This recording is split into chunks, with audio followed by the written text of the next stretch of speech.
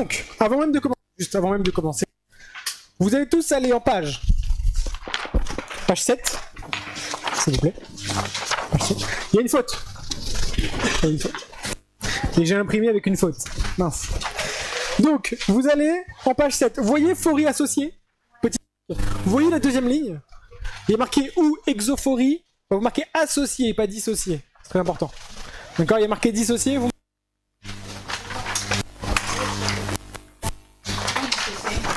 Vous voyez, petit 5. Ou exophorie dissociée. Ouais. C'est pas dissocié, mais c'est associé plutôt. D'accord? C'est associé. Et le premier dissocié là, c'est bon? Alors, je vous lis la phrase que je voudrais qu'on écrive. Une phorie associée nous donne une information importante sur la phorie dissociée, d'accord? S'il y a éso ou exophorie associée, donc c'est à ce moment-là qu'il faudra changer le dissocié, et après le reste, tout est bon.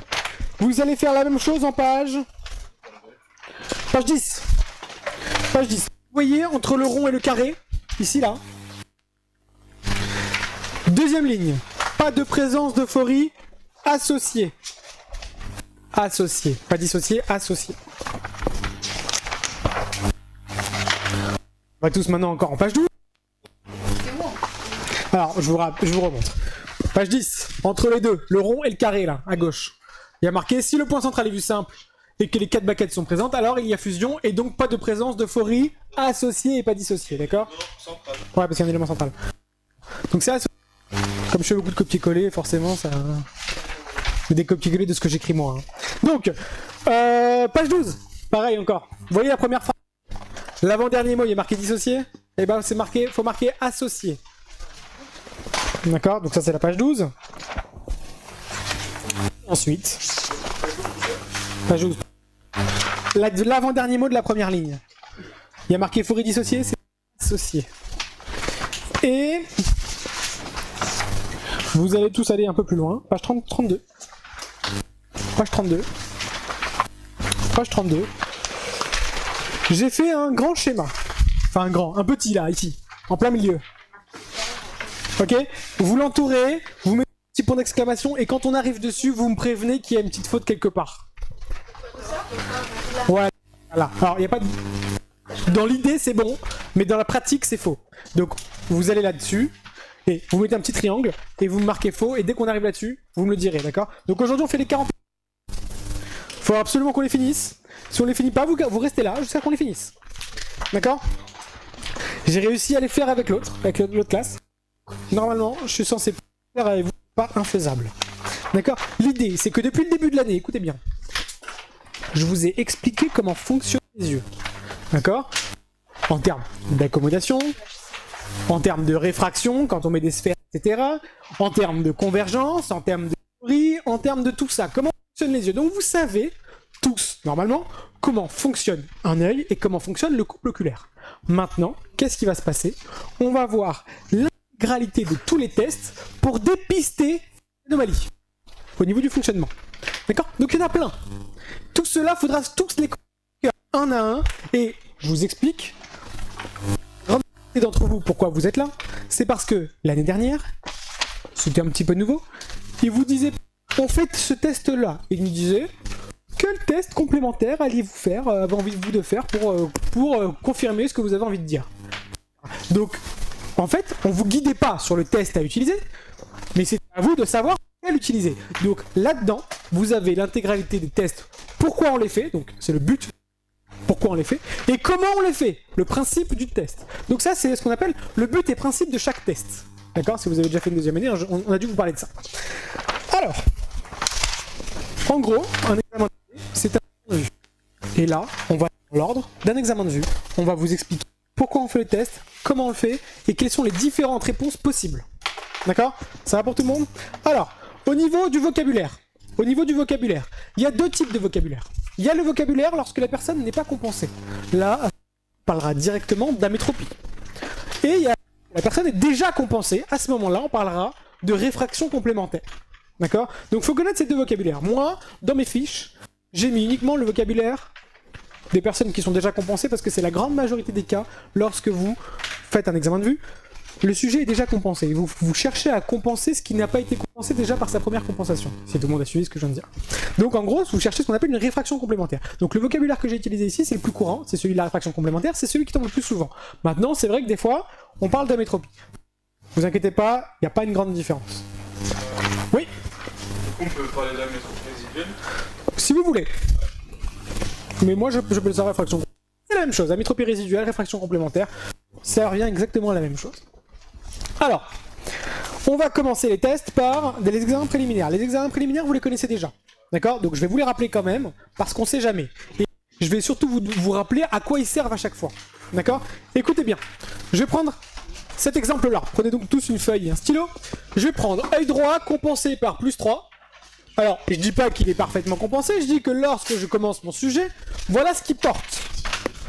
Et œil gauche, il porte moins 2 dioptries. Comme ça, on fait le cas du myope et le cas de l'hypermétrope. Ouais. Alors, test. Tout premier test, écoutez bien à quoi il correspond. Il correspond à relever les acuités avec compensation. Écoutez bien, à partir du moment où le sujet porte des compensations, le début de l'examen de vue se fera quasi systématiquement avec ces compensations. Donc, vous releverez avec compensation. S'il ne porte pas de compensation, bah, c'est sans ces compensations parce qu'il n'en porte pas. D'accord? Vous comprenez un peu l'idée? Mais s'il en a, c'est avec ces compensations que vous commencez un examen de vue. Donc, vous commencerez par prendre son acuité, donc œil droit, œil gauche et bino. En vision de loin. On va commencer par la vision de loin. Alors on y va. Je vais prendre un exemple. Je le prends de manière arbitraire, c'est moi qui juge les acuités, d'accord? Je vous dis voilà.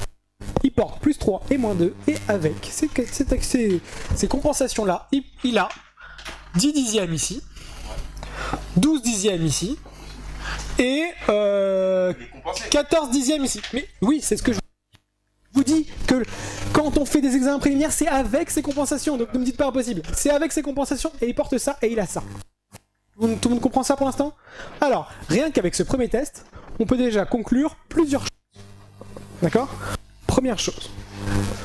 Que nous dit 10 dixièmes? Il est pas mieux. Il est pas mieux. Il est pas myopisé, d'accord. Je suis d'accord avec vous. Il est pas myope parce que bon, il est pas myope, il est hypermétrope.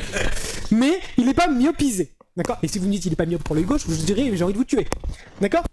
Il n'est pas myopisé. Ça veut dire qu'en gros, ici, soit il est quoi? Alors, quand j'ai dit 10 dixièmes, on va commencer déjà par les amétropies au niveau de... Parce qu'en fait, la vision de loin me donne la sphère. Alors, soit l'image est sur la rétine, et donc à ce moment-là, il serait quoi? Parfaitement compensé. Soit l'image serait où? Et qu'est-ce qu'il ferait? Et il aurait... Très bien, parfait. Donc, je mets les deux suppositions. En fait, lorsque vous faites un sujet, vous prendrez un brouillon, vous regardez les tests, et vous mettrez toutes les possibilités que je suis en train de vous donner.